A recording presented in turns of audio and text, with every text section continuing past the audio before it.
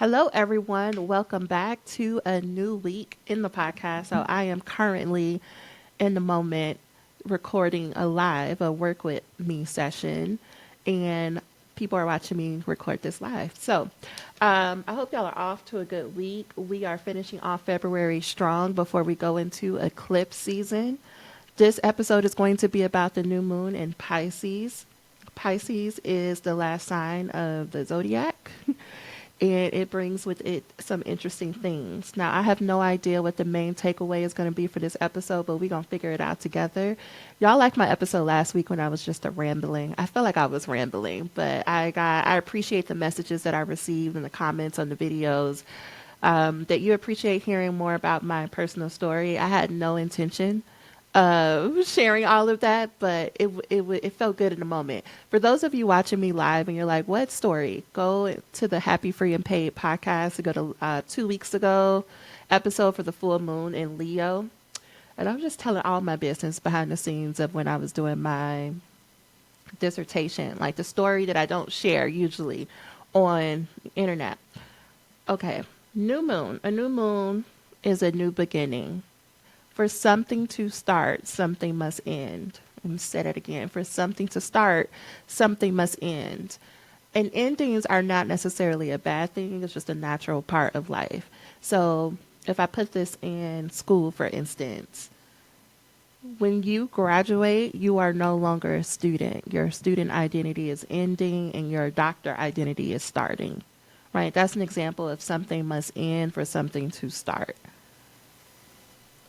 Life and in astrology, everything is cyclical. So, when something is ending, something is starting. Pisces is the 12th zodiac, means it watches everything, it reviews what people are doing, it learns the lessons from the other signs, but it's also the place where cycles come to end. Pisces rules like our sleep, our isolation, how we sabotage ourselves. Hidden enemies are here. Intuition, connection to the spiritual world is here. Things that have to be done in a hidden fashion. So think like prisons, hospitals, like behind the scenes work. Pisces is all about the intuition, not necessarily about the logic. That's more Virgo, which is the opposite sign. Pisces is a water sign. It is a mutable sign, meaning it's highly adaptable. And let me show y'all something so we can all be on the same page. Now, I really do feel like I might be playing with fire a little bit, but because now I got multiple shares happening. Okay, so what I have right now is a chart of our current sky. If you're listening to this on a podcast, you can come on YouTube. There's a link in the description that you can see what I am looking at. So this is what our current sky looks like. Just imagine that we are in the middle in Earth, and this is what the sky if we were looking up. We divide the sky into 12 slices, if you will, which represents the 12 zodiac. These little symbols right here are each the zodiac. So this is Aries, this is Taurus, Gemini, and so on. Right? Each slice represents a different part of our life. You might have all your attention right here, and that is because here's the sun. We are in Pisces season. So wherever the sun is determines what season we're in. How we know it's a new moon is because the sun and the moon are right next to each other. They're at 9 degrees. We'll talk about that in a minute. So whenever they come together or they conjunct, that means a new beginning. Anytime the sun is next to another planet, think about it as that is that planet's time to get recharged or like get amped up for whatever the next cycle is. The moon just happens to do this every 28 days, roughly. So we get a new cycle every 28 days. So this new cycle is in Pisces. How do you have a new cycle of something that is ending? When I think about this new moon, what's coming up to me is like the breaking point. We are currently at a breaking point from an American point of view, from a political point of view. This breaking point is going to look like we're going to get even more information handed to us or revealed to us about what's really been happening from a government perspective, from leaders who made a deal with whom. And that is, as a society, is going to charge us with what are we going to do with this information? Like, we can no longer hide. We can no longer be like, oh, that's them over there. Or we can no longer, like, we don't know if that's happening for sure. No, we're going to know what's happening for sure. And I'm not here to say what is happening. I'm saying things will be revealed over the next 4 to 6 weeks that you will be shocked by. And the question on the table as a collective is, how do we want to respond? As I was writing my notes for this, what kept coming up was the Montgomery bus boycotts during the civil rights. And it makes me think about, wow, that was highly organized, highly thought out. Because what, it was like 18 months or something they had to do that? Like, people walking miles and miles to work, people having to like carpool, right? There was a whole system and engine behind that. But at the same time, there was a huge group of people who did not participate in the boycotts. Like, I think a lot of times when we are reflecting on history, we think everybody was involved, meaning like as a whole country or all black people. They were not. There were some black people in their house watching this play out on TV or reading a newspaper and being like, those people are so silly. They think something's going to change. They think boycotting the bus is going to do something. Like, I want y'all to think about that. There were people in their homes being like, that's not going to work. Why are they wasting their time? It doesn't matter. You can't win with the government. Why am I saying that today? Is because right now there's a lot of us scrolling online or watching TV and being like, this is silly. We need to stop having these conversations. There's no point to organize. Now, I'm not here to say organize or not. I'm just saying that just because a movement is organized and at the end we learn that it's successful, however you operationalize success, doesn't mean that everybody was on board from the beginning. What can you take from this on an individual level? You right now, you're probably going after a goal and you're probably been sitting around thinking like, why isn't everybody on my side? Why doesn't like everybody believe that I could do this? Right. Going back to Pisces, Pisces is one of the things is how we sabotage. A way that I see myself and others sabotage constantly is not acting because we believe that no one supports us, or we believe that the only way that we can achieve a huge goal is if the people around us also believe that we can achieve it.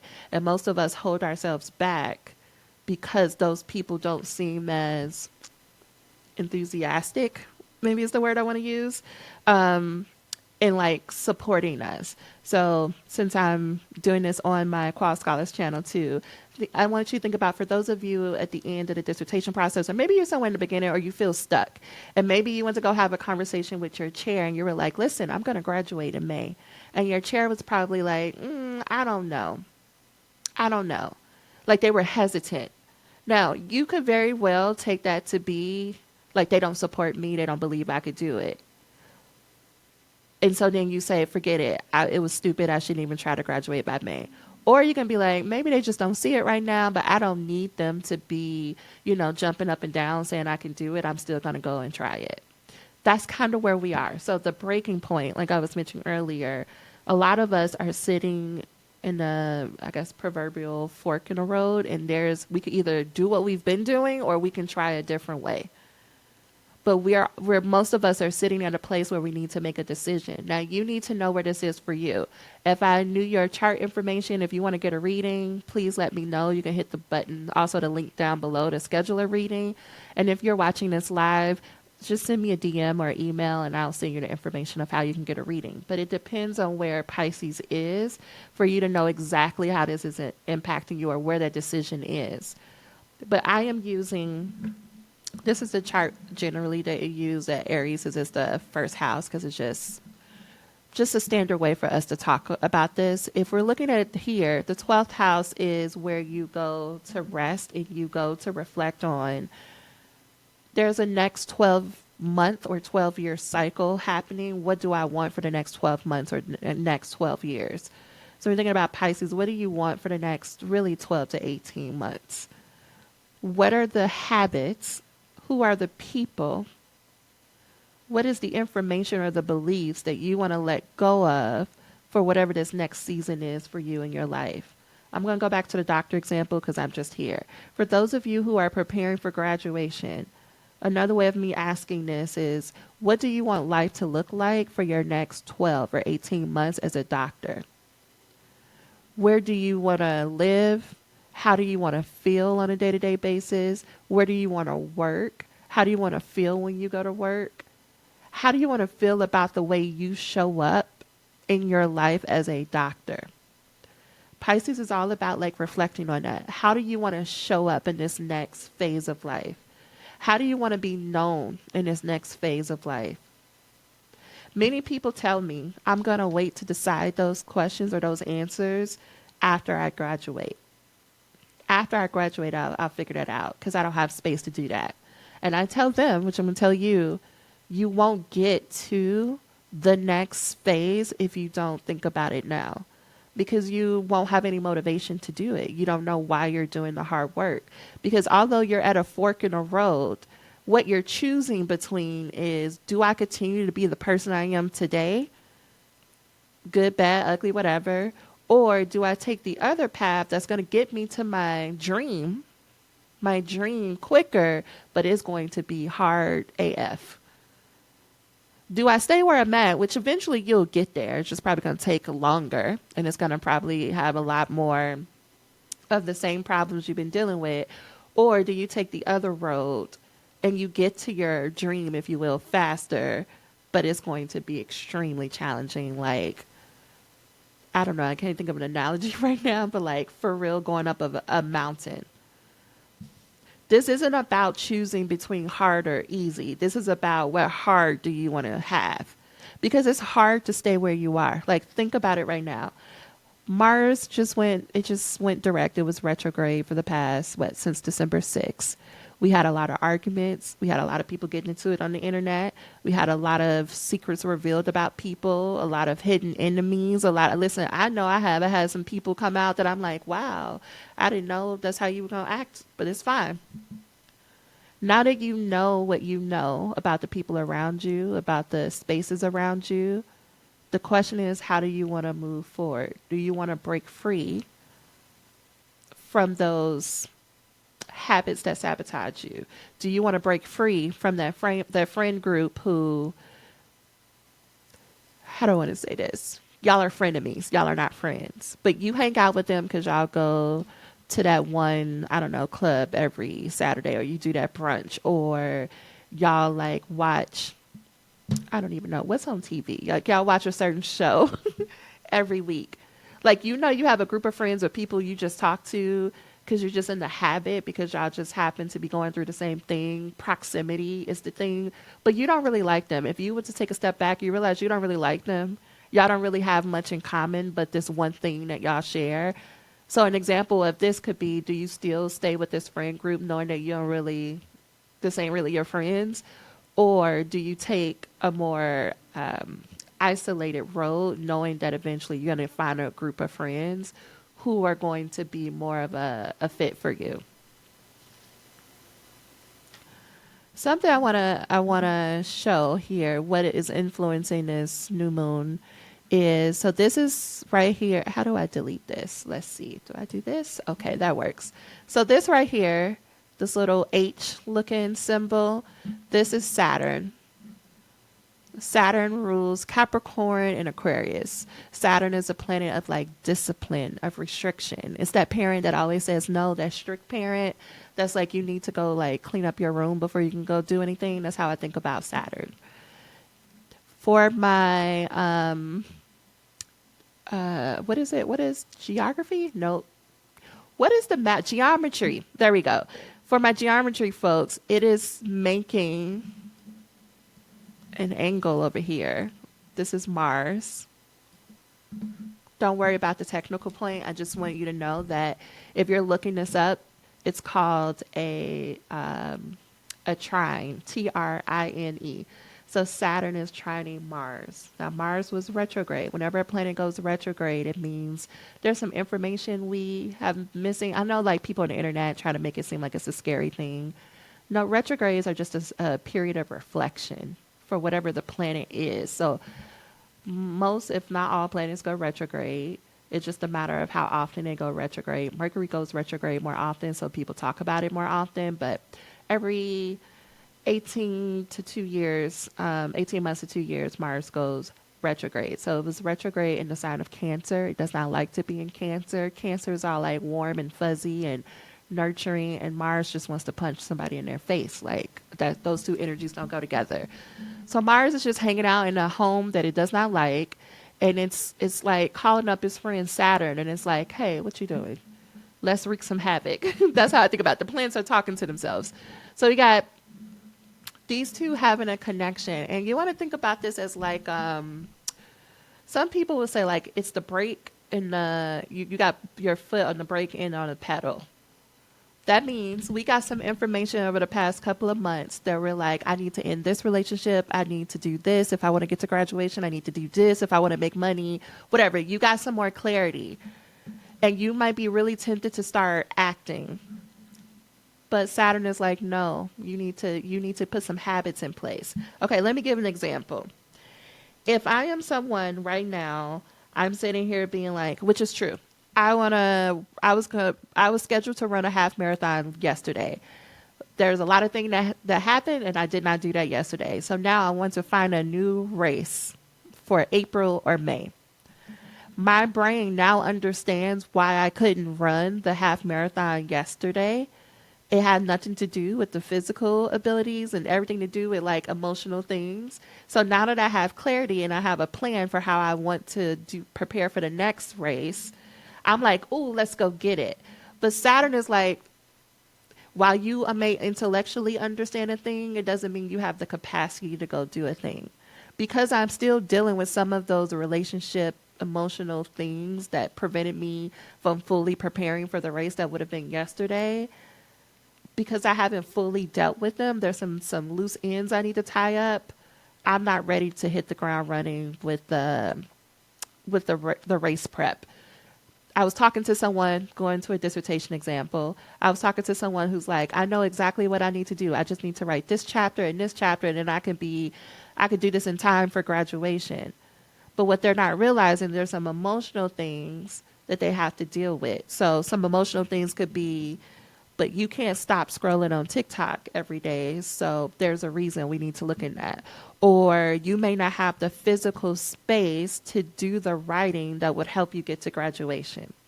Let me think of another example that has nothing to do with dissertation or running a race.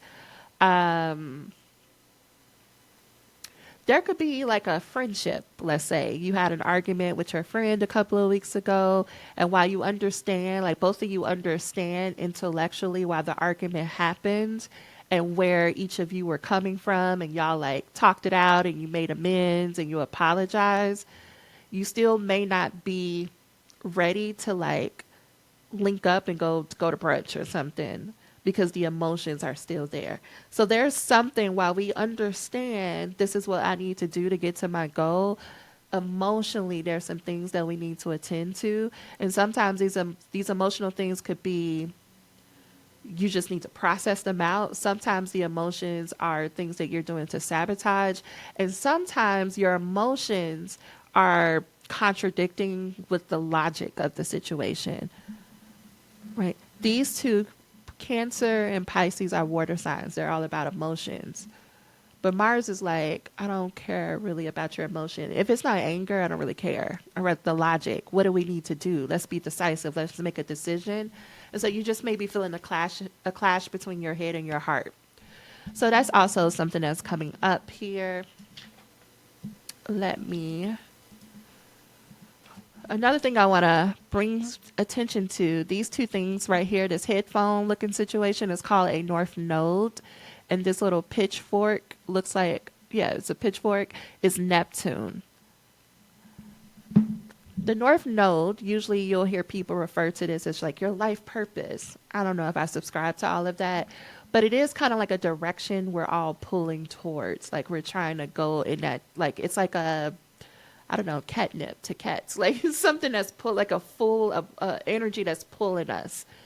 Neptune is one of the planets that rules Pisces, so it's all about dreams. And think about it like rose-colored glasses. As a society, as a collective, these two things being next to each other looks like people are being disillusioned, or people are falling for abusive or very charismatic leaders. Or like, just because you're charismatic doesn't mean you're abusive. I just mean that there are going to be figures, there are going to be people who rise up who we're all going to be like, yes, that's who we should follow, but we're not seeing them clearly.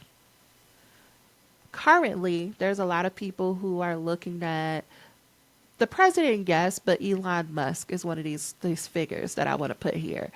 People look at Elon for whatever your thoughts are, but people see him as a genius, especially when it comes to business, especially when it comes to turning around a business. And so now he's currently treating country like a business because people see him as someone who can handle it. But because he technically does not fit the rules to be the official leader, they got some sort of thing going on. I'm not going down a rabbit hole. I'm using this as an example that it's not as simple as showing people, here are the facts of the situation. What you also need to pay attention to is that there's an emotional connection there. And the energy right now is ripe for leaders to spring up and for groups of people to follow them. Some people are going to be great. Like in 100 years, when we look back, we're going to be like, yes, that's amazing. Some people, we're going to be like, how did they not see? In the same way we look back 50 years, 100 years from now, there are leaders that were like, how? We're living in a moment of history. What does this mean for you on an individual level? You're being called to stand up and do something. I don't know what that is. Your ancestors told you. Okay, you got to go do some meditation or some journaling. But you're being called to step up in a way. Like, also the information we've been receiving in the past few weeks, you got something that told you need to do something. You need to start something. It could be like, I don't know, like a nonprofit or a business or an organization. You've been called to start something maybe in, let's say, your house, like a new way of leading the house, maybe a new spiritual routine that you all do. When I think collectively, many people don't go to, like, they don't practice organized religion in the same way we used to for many reasons, right? But nature abhors a vacuum. That means there's a vacuum in the way that, like, in things that ties us together spiritually or in a group dynamic. People are looking for that. Astrology, it's not lost on me that astrology is getting bigger now because for many people it's taking the place of what church used to be. Now, again, I'm not talking about this is good or bad or whatnot. I'm just telling you what's in the energy.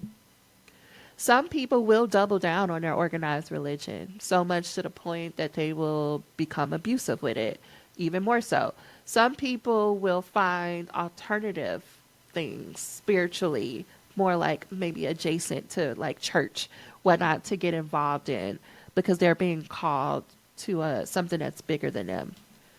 All I'm asking you to do on an individual level is to identify what keeps you spiritually anchored.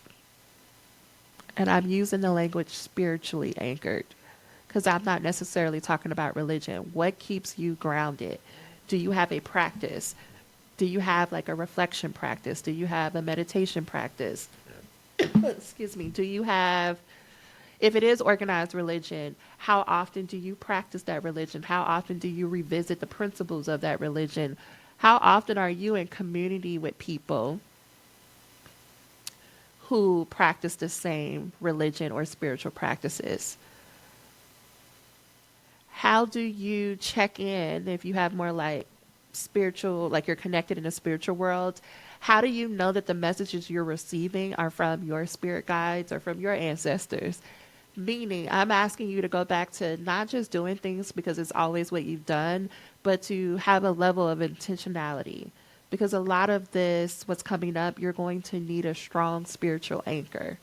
Some of you, let's say you're a completely atheist and you're like, girl, I don't do none of this.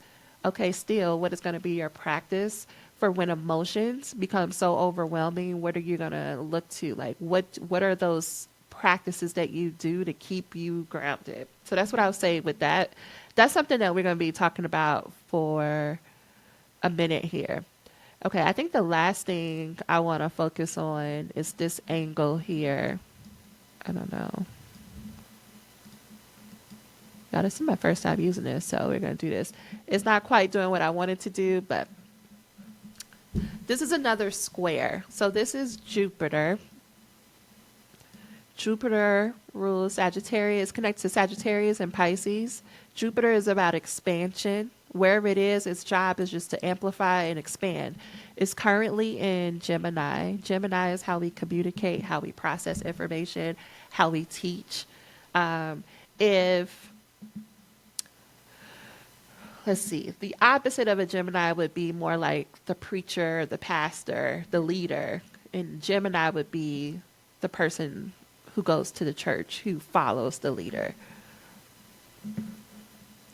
For this week in particular, because Jupiter was retrograde and now it's going direct, I want you to think about, how do you talk about yourself? How do you talk about your goals? How do you talk about yourself and how do you talk about your goals? What information do you take in when it comes to what you believe about yourself, what you believe about what you're able to accomplish? Who do you listen to and how do you practice what you listen to? Okay, let me think about this a little bit more. This is called a square. It's a 90, I'm not doing it justice right here on this picture, but it's a 90-degree angle is what I'm trying to show. When something is at 90 degrees, it means you're being pulled into like two different directions. Right now, you're like, do I trust what I feel or what I know because I know it? Or do I trust the facts in front of me? They're not matching up, but which one do I trust? Which is why I'm asking you to double down on your spiritual practices. A lot of decisions you have to make, you can't do it in black and white paper. You have to trust your intuition. You've been given a lot of information, right? We've been bombarded with information over the past few weeks. How do you trust, like if you make a decision, how do you trust that you're making the right decision for you in the moment? That's what this is asking us to do. Now, I've been trying to think of an example from my own life to like bring this all together, and I don't know why I'm blanking, but I am. I guess the only thing that I have is if I go back to 2020, so let me take this off. If I go back to 2020, January of 2020 to be exact, I was going into my year 3 of being a doctor. I desperately wanted to be full-time in my business. I was working at a postdoc in Maryland, and I was over it. I was over people telling me that I still needed to wait my turn, that I still needed to pay my dues. Because in my brain, I'm like, what else do I need to do? Like, I got the degrees, I got the experience. You keep coming to me, asking me for different like committee help or like extra help, but you keep telling me I can't make a certain amount of money or I can't go beyond where I am. I got sick of it.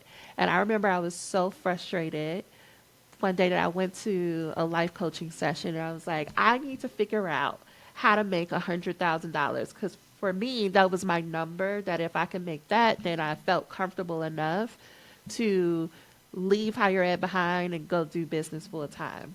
Now, I need you to know that at this point, I was making a whopping $3,000 a month for my business. If we're doing math, 3 times 12 is $36,000 a year. That was not enough for me to say I'm going to leave my postdoc and do this full time. So I remember going to that session and I was like, I don't understand. I'm doing all the things. It's not working. I'm working because at that point I was working like 50, 60 hours average for my postdoc and then another 20, 30 hours a week for the business. And I was exhausted because if you're doing math, it's a lot. And I remember him saying, it's because you haven't decided that that's what you wanted to do. And I almost cussed that man out. Okay. I almost cussed him out because I was like, what do you mean? I just told you that I'm working. I'm doing all the things. Many of you may be feeling similarly, that you're doing all the things to get to your goal and it's not working out right now. And yeah, he was like, you haven't decided. You decided to do all the things, but you haven't decided that you're going to make $100,000 before 2020 ends. And I just remember staring at him like, no, I decided. I did. As I sat back though and really sat with what he was saying, He's right. I didn't really decide. You probably really haven't decided on your goal that you want to do by the end of 2025. How I know that I didn't decide is because I was saying things like, if I can make X amount of money in my brain, if I can make $60,000 by June, then it's guaranteed that I'll have 100,000 by December. How did I get to the 60,000 in June? I don't know. My brain just gave me that number. Why did I decide that that was the linchpin if my goals were going to happen? That's what our brains do. Right? So I've had a very much I'll believe it when I see it mentality. And what the life coach was telling me was it's the opposite, that you have to believe it first and then you'll see it. Now, I'm not here to argue with nobody about manifestation or law of attraction or any of this. I've just done this too much in my life to know that it's true. If you really have a goal that you are going after, it does require you to believe it first. Even if the evidence in front of you say it's not possible, even if people around you are like, that's not possible. Because what happened around the same time in 2020, I was in a group chat on like Marco Polo with friends, and people were like, each of them were saying, oh, this is what I'm going to do. I'm going to move. I'm going to get a new job. I'm going to get a promotion, right? People just going and saying what they're going to do. And so I come in late always because I told y'all at the beginning of this, me and messages, it takes me a minute to respond to messages. But I remember recording my own message and I said, ooh, 2020 is going to be the year that I get 100K. And it was crickets, y'all. By the time somebody responded back to me, that was like, ooh, it must be nice. Ooh, you're going to be rich. Can I hold a couple of dollars? But y'all know, especially, how Black people get that like voice tone, or they start saying different words when they throwing shade, but they love you, so they don't want your feelings to be too hurt. That's how I felt listening to those messages. And I was pissed because I'm like, what's so different about me saying I want to go after 100K and you saying you're going to go get a job promotion that will help you make, I don't know, 120,000 a year. I thought we were supporting each other. But if I would have let that moment be the moment that stopped me, because my friends, and these were at that time my closest friends, because they didn't support me and I didn't let myself keep going, we would not be here talking, y'all. We wouldn't. So that was happening. I had my own doubts from just trying to do business, what I thought for so long, because at that point, like, I've been trying to get a business going for a good 5 years at that point. And I was making money. Like the 2019, I made $15,000, but I was like, why is it not working? So I had doubts because people kept telling me, how do you expect to go from 15,000 to 100,000 in less than a year? And I'm like, I don't know. I just believe it's possible. But I did have my doubts. When the friend thing happened, the Marco Polo thing happened, I further had doubts.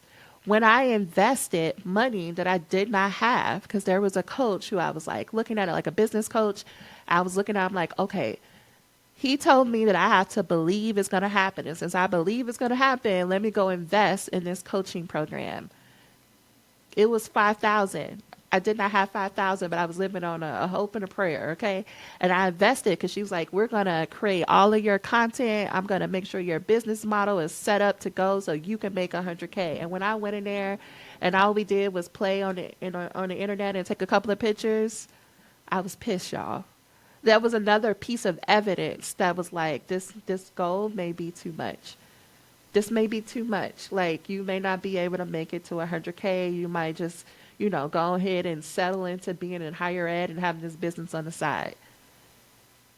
I'm taking my time to go through this because a lot of you may be feeling like this right now. People are not agreeing. It seems like an impossible goal. And even though you may have invested in help and support you thought was going to get you there, maybe it crashed and burned. So we get to March of 2020. This is before we even know shutdown is happening. So I mean like March 1st, if you will, end of February, March 1st. And I was like feeling really frustrated. And I remember journaling and I was like, you know what? No matter what, this is going to happen. I'm deciding it's going to happen. I think there must have been something that happened at work in the postdoc, like the executive director doing something that sent me off. But I remember being angry when I was like, I don't care what has to happen. 2020 is not ending without this 100K goal. This is where a lot of you need to be right now. You got to shit or get off the pot, meaning you got to make a decision. Sometimes we make decisions in anger, going back to Mars. Sometimes we make a decision because we're like, it's just time. I just intuitively, I feel it. Either way, make a decision about how you want 2025 to end. It's not a, I'll believe it when I see it. It's, this is how I want it to end. So I decided 100K no matter what. And then a few days later, we went into shutdown. We locked down, right? Pandemic is like, for real, everybody is admitting that there's a whole pandemic and we're on lockdown. And then I took that as confirmation of like, well, girl, you can't leave the house, so you got to figure it out. In March, I decided, okay, I'm just going to focus on putting out a podcast episode every week and doing a workshop every month and trying to post at least 4 more days on Instagram. So what that looks like is 5 posts a week on Instagram, 1 podcast episode a week, and 1 workshop a month. And most of the time, those workshops was how to write your literature review or how to get organized in the literature review. For those who were there with me back in 2020, I feel like I wore out that literature review workshop. But my job became to just focus on those 3 things. April came, because remember I made this decision in March. April came, and I was like, okay, I've been putting in 30 days of work. Where's my results? I was getting more likes on Instagram. I was getting more people being like, I love the podcast, but it wasn't translating into signed clients, which was my ultimate goal. April, something said, keep going. This is intuition. I'm like, I know the facts don't look right on paper, but my intuition is telling me to keep going. I want you to clock that. It doesn't look right on paper, but you have to trust something bigger than yourself. So I kept going. By May, I realized that I was like, oh, I'm booking a lot of people who are interested in dissertation breakthrough sessions. And some of those people are interested in becoming private clients. Maybe this is working. So then I'm like, I'm gonna just do a little bit more. My little bit more meant I'm gonna go live on Instagram, because back then I was terrified to go live. I would have never done this in 2020. What I'm doing right now, I would have never done in 2020. So I kept going. Then we roll into June. And if you remember summer of 2020, the people were fighting, okay? George Floyd, it was like the last straw, right? I was in a group, and it's like other like coaching group. And it was full of white women. And I was just like, this is ridiculous. I remember putting something in one of the call chats. I was like, this is ridiculous. Y'all need a consultant. Like, because you obviously don't know how to build an inclusive group, because this is about to implode. And from that one message, the owner of the company reached out and was like, so you say we need a consultant, right? Could we hire you? That was $20,000. That was a $20,000 agreement. You know how I ended June? I ended June at $60,000. Pay attention to what I said earlier, right? In March, I was like, "Ooh, I got $3,000. I invested $5,000 in this coaching thing. It's not working," but I made a decision. April, it didn't seem like it was working, but I was like, whatever. May, it started working because people were signing up and I was making some progress. So I was around like 30, 40, and then that 20,000 came in, and then more people came in. And that was June. And I said, if I had 60,000 by June, right, I said this at the earlier of the year, that it was guaranteed that I would get to 100K by the end of December. Even though I had nothing to base that off of, that's what ended up happening. And then I kept showing up, focusing on those 3 things, posting on the Instagram 5 times a week, a podcast episode a week, a workshop a month. And I finished 2020 with 100K. Now, was it all rainbows and butterflies? No. But for the sake of time, I'm not going to go. Maybe I'll do that next week. My point of sharing this story is you have to believe it before you see it. But deeper than that, how you think will impact what happens in your life. What you practice thinking on a regular basis will impact what actually happens in your life. It's not by magic, it's because you are telling your brain what to focus on. So if you tell your brain to only focus on how things are going wrong and how you will never make it, guess what? They will keep going wrong and you will never make it. But if you tell your brain, hey, I want to graduate by May, or I want to make 100K by December, or I just want to start a blog, guess what your brain goes to work on? Figuring out how to get you there. It's not because you just said it one day and then it instantly happens 12 months later. It's because you keep reminding yourself. You keep saying, I committed to this happening. I have decided that this will be the thing, right? I had to keep saying to myself, I decided that I was going to make 100K before 2020 was over. I decided these things. So every week is doing the uncomfortable work of being like, this is where I said I was going to be. What did I do to get there? How far off am I? What else do I need to do this week to get closer? That's what we do in Finish Your Dissertation, right? I say, what is the one thing you're focusing on for this month? What do you need to get done to get there? Okay, let's get there. Let's get one step closer this week. Same thing in simple business. What's your goal for your business this month and this year? And what do you need to do to get there? For those of you who are like, okay, what do I need to do moving forward? Decide. Decide what do you want for this next cycle in your life. Decide who do you want to be in this next cycle of your life. Who do you need around you? What support do you need in place? What information do you need to find out? But the first step is deciding, no matter what it looks like, this is what's going to happen. Okay, I would love to know what you are deciding for this month. Let me stop sharing. I would like to know what you are deciding, what is coming up for you in this new moon. You can let me know on Instagram or you can email me. All the links are down below. I have more to say about this new moon, so I'm going to probably come back throughout the week. But I want to say thank y'all for hanging out with me. I did not know it was going to be 42 minutes, but here we are. Let me know your thoughts. I'll talk to y'all later.